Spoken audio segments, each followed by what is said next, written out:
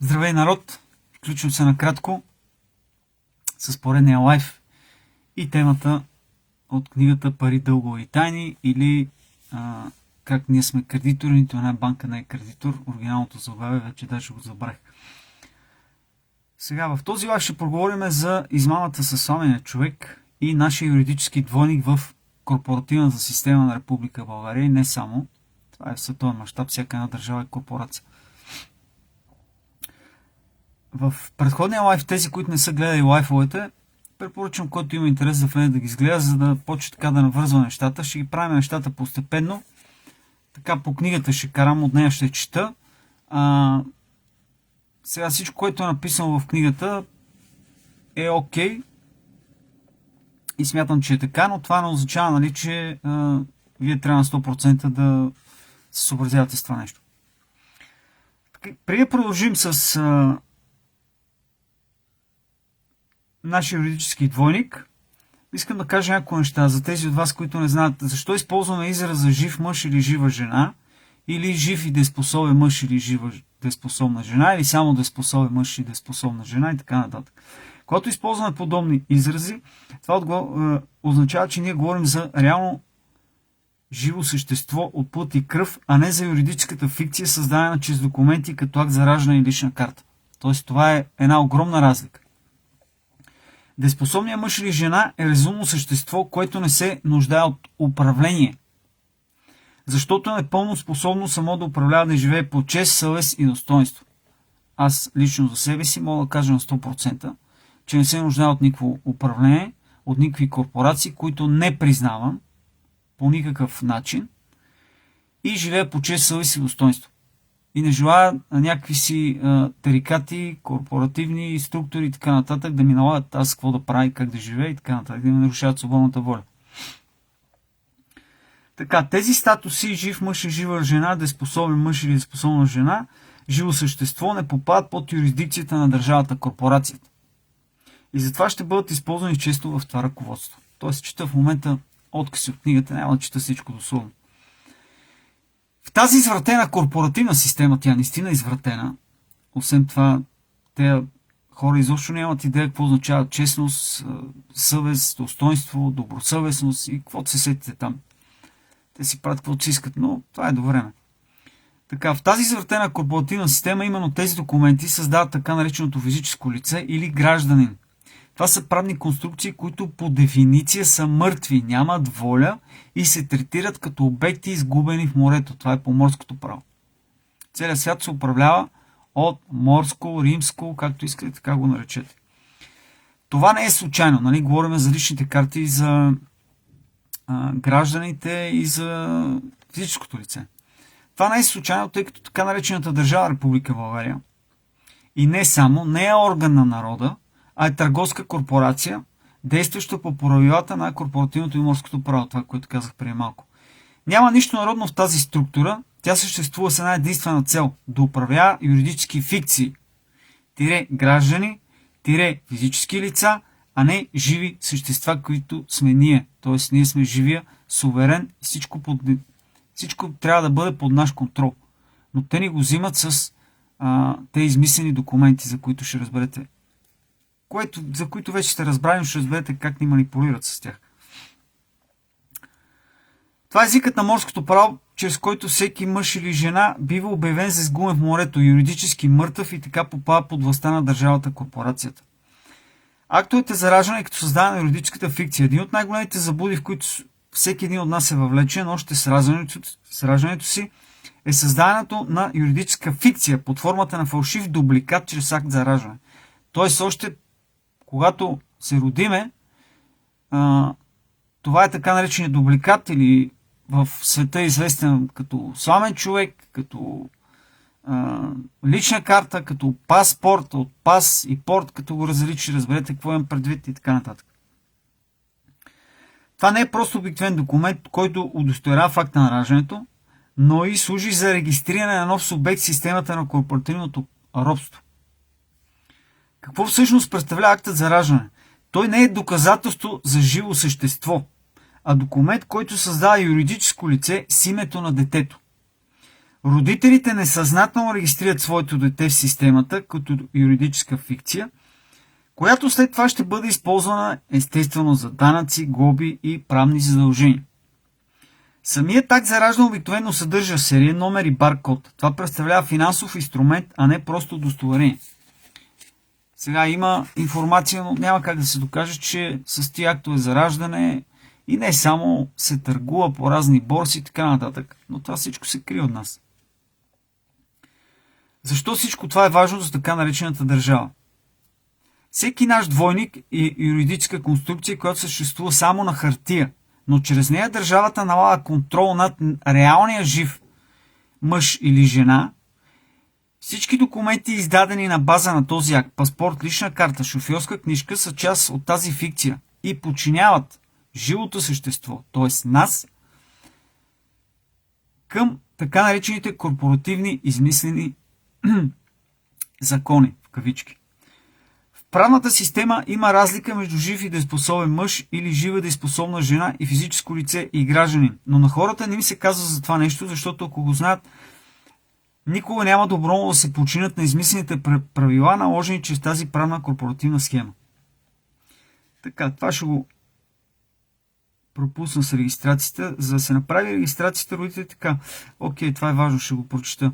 За да се направи регистрацията, родителите подписват документи за акта за раждане, без да осъзнават, че регистрират юридическо лице и правна фикция, която не е самото дете, а негов търговски образ. Детето получава ЕГН, което става негов идентификатор в системата. От този момент нататък всичко, което се издава на това име, се отнася не до живото дете, така да го речеме, или естествено самосъзнание, всеки може да си го нарече както иска, а до юридическата фикция, наречена сламен човек или нашия двойник.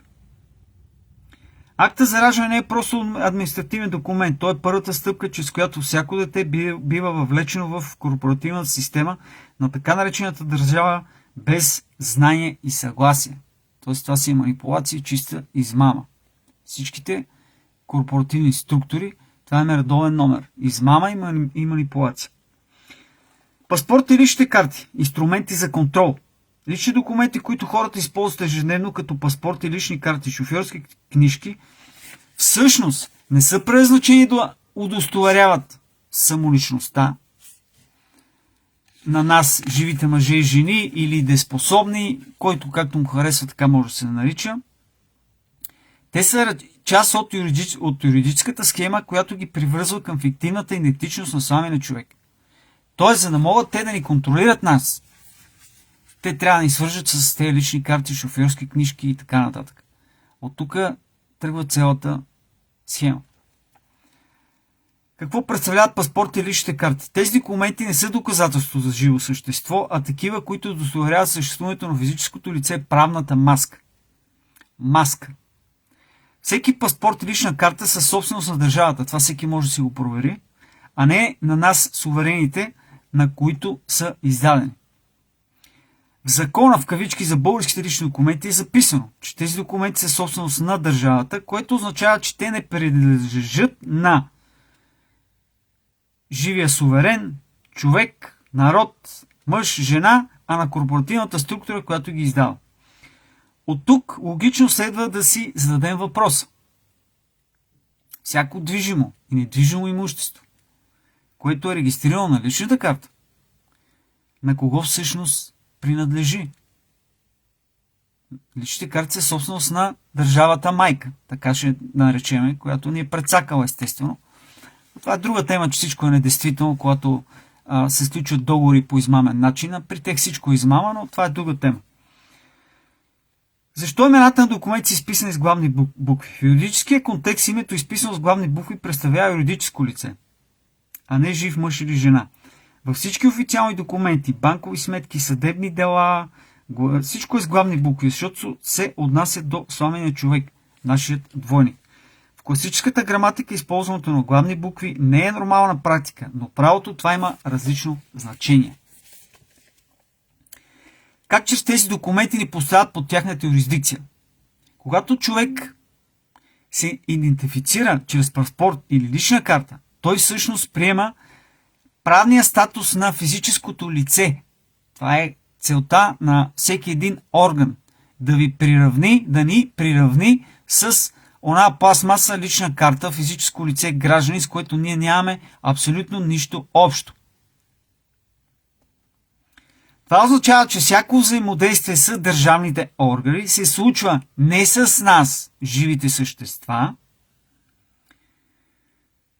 а взаимодейство се случва с фиктивното лице, което е създадено чрез актовете за раждане на личната карта. Логично, не така? Всички закони, глоби, такси, данъци и прочие, така нататък, се прилагат само за фикцията, правната маска. Личната карта, физическото лице, гражданина и така нататък. Паспорти и лични карти не са документи, които удостоверяват нашата свободна идентичност. Те са инструменти за контрол. Нищо друго. Те са инструменти за контрол, които ни включат в корпоративната система на самата държава. Така, разликата между гражданин, физическо лице и жив и дееспособен мъж, това е ясно, няма да го чета, тя е огромна. Но накратко ще кажа нещо. Една от най-големите манипулации на системата е налагането и поддържането на два основни юридически статуса. Системата, държавата. Единият статус е гражданин, другият статус е физическо лице. Едва ли има вече някой, който да не знае какво е гражданин, какво е физическо лице и... Така, последната формулировка и жив и дееспособен мъж и сега правим сравнение с жива и дееспособна жена. Последната формулировка израз е такъв, който няма да среща никъде в официалните тълкувания. Липсват техните дефиниции и това не е случайно. Хората са научени да използват термина гражданин и физическо лице като даденост, а именно те представляват сърцевината на капана, заложен от корпоративната структура. Разбирате, откъде тръгва всичко с тия лични карти, документи, пластмаси, граждани, физически лица и държава, която няма нищо общо с нас. Така, тук какво е граждани, това съм го казал в други лайфове. Само ще кажа нещо интересно. Така, гражданин е юридическа фикция, която по дефиниция, по подразбиране, се води недееспособен народ. Разбирате ли за какви ни водят? И когато ние сме недееспособни и се определяме като граждани физически лица, трябва да се назначи власт. Защото ние сме малумни. Разбирате ли? Парадокс. С други думи, гражданина в очите на държавата е пълен идиот. И е точно така. Всеки, който се определя като гражданин, не го казвам с цел да критикувам и да обиждам някой, но прочетете си темата. Това е абсолютен идиотизъм. Някой се определя като гражданин, като физическо лице. Това няма нищо общо с вас. Това са измислени статуси на матрицата, на системата, на държавата, с която се управлява в световен мащаб всичко. Граждани и физическото лице са изкуствено създадени юридически фикции от държавата. Де факто гражданство и държава не съществува в естествения свят. Абсолютно вярно. Така. Целта на тези статуси гражданин и физически лица е да ви направи правен субект, подчинен на правилата и законите на държавата. Това е правен механизъм, чрез който държавата може да упражнява власт над нас, като ни вписва в системата си и ни прави част от нейната структура. Държавата няма никакви права и отношения и няма как да има над живи същества, като нас. Тя има единствено права над ония пластмаси, наречени лични карти. И когато ние се самоопределяме като лични карти, документи, персони, маски, физически лица, граждани и всякакви такива идиотщини. Така, какво е физическо лице? Това няма да го четеме. Какво е жив или това няма също. Как така? Как ни подвежда да се идентифицираме погрешно? Подписването на официални документи с лични данни на физическото лице означава, че суверена доброволно приема статуса на юридическата фикция. Тоест ние приемаме ролята, че се превръщаме в едни главни букви с които много други мои колеги също казват, че главните букви се изписват само на надгробните плочи. И по морското право те ни водят за юридически мъртви. И пак казвам и ще го казвам всеки лайв, аз не съм откривател на топлата вода за всичките тия неща. Системата постоянно изисква от нас да се идентифицираме. Чрез подпис, лична карта, декларации, банкови сметки, договори, жалби, заявления и всякакви формуляри. Всеки подпис под формуляр, който се използва името на фикцията, т.е. на онзи умрелия с трите имена с главните букви в личната карта, дето си мисли, че е гражданин и физическо лице, означава, че ние приемаме този правен статус. Т.е. това е, влизаме в договор. Колкото звучи странно, това, че използваш личната карта и казваш да, аз съм тази лична карта, или аз съм физическото лице, или аз съм гражданин на Република България, която не съществува, ти влизаш в договор и ставаш подчинен на едни престъпници, мошенници и така нататък. Нали, извинявам се, може да съм малко групно понякога, но то си е така. Сега, защо е важно да разберем тези разлики? Всички закони, данъци, глоби и правни ограничения важат за гражданите и физически лица, но не и за нас, дееспособните мъже и жени, живи същества, вечно живи самосъзнания, други се наричат богове, тяхна воля, кой както му харесва, така се нарича. Кой както го приема, както му идва отвътре, така да се нарича. Но не се определят като граждани и физически лица и не се идентифицирате с личните карти. Личните карти се използват само единствено, аз лично използвам личната карта под принуждение, за да мога по някакъв начин да комуникирам с тази система. Но това ще е до време, защото тази лична карта много скоро ще бъде изхвърлена и унищожена. Защото това е начина, чрез който те стигат до нас. Чрез тия лични карти. И те така са го направили, че без лична карта ти не можеш да съществуваш. Това не е ли измама? Това не е ли принуждаване? Това не е ли манипулация? Помислете върху тия неща. И граждани и физическото лице са инструменти на държавната система, чрез които хората биват държани под контрол. Логично. Истинската свобода идва, когато осъзнаем, че ние не сме тази юридическа фикция, а суверенно живо същество, което не е обвързано с тези корпоративни структури, закони на въпросната измислена държава. Но кой стои за тази промяна и налага тези фикции? За да разберем, трябва да видим какво всъщност представлява самата държава.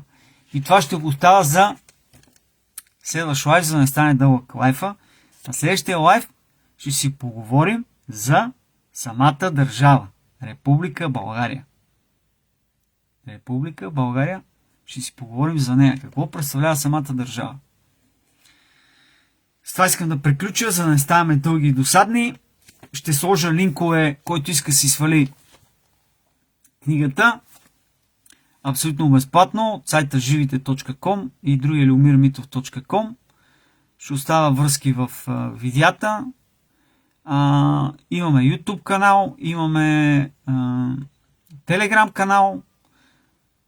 Ставаме все повече и повече. Трябва да ставаме все повече и повече, защото примката ще се затяга. Много хора си мислят, окей, народ, няма да използвам хора, че това е грешно, не влизам в такива конкретики и задълбавания. Сетих се още нещо да спомена за въпросното евро. Всичко, което си вкарат, си го правят на уста. Устно. Всичко се прави устно. Няма никаква документация. Но това пак ще го говорим и коментираме друг път. Няма никаква документация, никой нищо не е подписал. Всичко се прави устно по телевизора. По телевизора се казва нещо и ние като някакви овце ги слушаме и изпълняваме. Трябва един ден да се замислим, да си направим собствена разплащателна система и това е съвсем сериозно.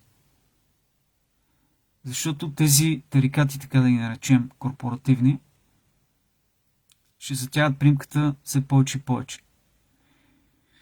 И който му харесва, си живее в този, как да кажа, робски свят. Аз този свят няма да живее. Категорично казвам, че такова нещо няма как да се случи. И искам да завърша да не се плащате, не се страхуват от тези господа тарикати в кавички, защото те не са такива, каквито изглеждат, много напротив. Ние сме народа, ние сме суверена, ние сме всичко, цялата територия, всички земни богатства и блага. Знаете всичките, че сме супер богати. И кой не ни дава доста до това богатство? Някой запитва ли се? Държавата. Знаете ли колко какви ресурси има тази земя тук на тази територия? Колко злато? Тонове. Някой, кой ни спира? Държавата. Някой замисли се кой постоянно ни мачка, манипулира и така нататък. Държавата. Коя е тя? Държавата да ни манипулира и да ни мачка. Та пътя не е с да избираме еди кой си, той ще ни оправи, он ще ни оправи така. Не, мили хора. Замислете се. Който му се живее при тия да му казват как да живее, какво да прави, колко да работи, днеска евро, утре дигитално, други ден вакцинирай се, по-други ден нещо друго и така нататък. Който му харесва си стои там. Аз там няма да стоя. Благодаря за вниманието, приятна вечер, желая на всички. Чао!